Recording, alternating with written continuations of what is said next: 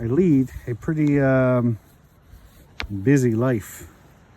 I work full time as a plumber with a commercial company in town, and I do my own thing, not as much anymore, but I also have my campground that I co-own with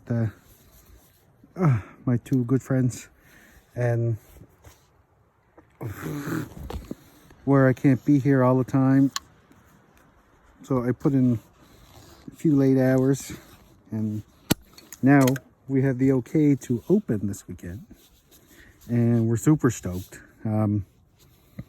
It's really hard watching your investment do nothing for weeks on end when you normally would be jam-packed, and you know, you're hearing crickets and birds instead of children laughter and fire and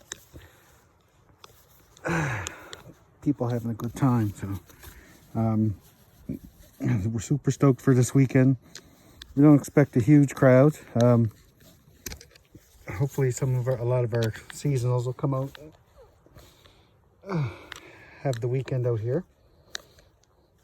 but we will keep everybody informed. And I don't know if you guys can see this, but damn, I took my gloves off for a second and I got chewed up all up in here. Just trying to repair.